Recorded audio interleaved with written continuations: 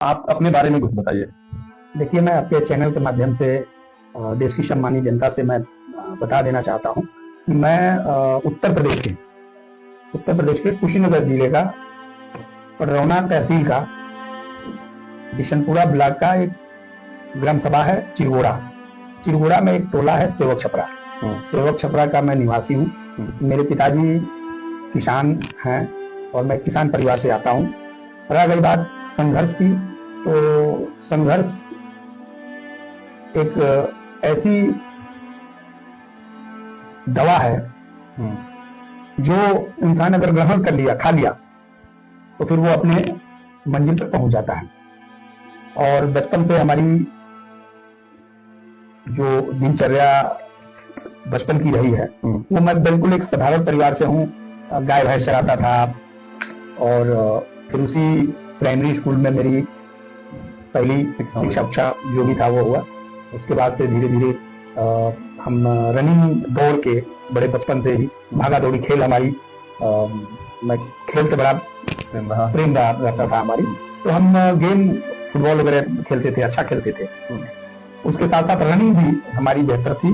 तो ऐसे ग्रामीण तौर पे हमारे गांव के बगल में एक अकबरपुर ग्राम सभा है, वहाँ के कुशवाहा जी थे, नाम तो चूंकि मुझे नहीं आ रहा है। उन्होंने मुझे पहली बार ले गए ब्लॉक स्तरीय पे दौड़ के लिए। तो मैं गया, तो ब्लॉक में फर्स्ट लगाया।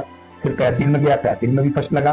फिर कुशीनगर जिले में मैंने, ये सन 2003-04 की बात बता रहा हूँ, तो मैं फिर अपने कुशीनगर जिले में भी मैंने फर्स्ट लगाया।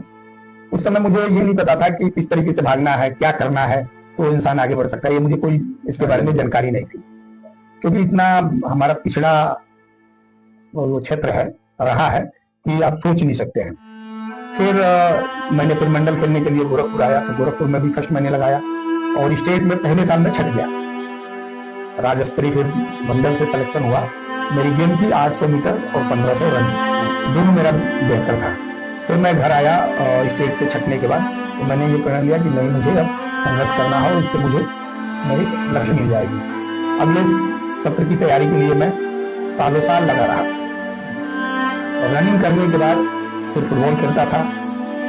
और फुटबॉल खेलने के बाद जो मुझे समय बचता था, तो उसमें फिर या तो प्रैक्टिस कर लेता था या तो पशुओं का चारा जो होता था, क्योंकि हमारे यहाँ उस समय 4 गाय और 4 ही भैंस थी और 1 जोड़ी बैल थे, यानी 6 जानवर थे। तो लोगों का चारा भी काट करके लेके जाना पड़ता था घर पे। और घर में जो चारा काटने वाली मशीन होती थी, उससे हम खूब चारा काटते थे।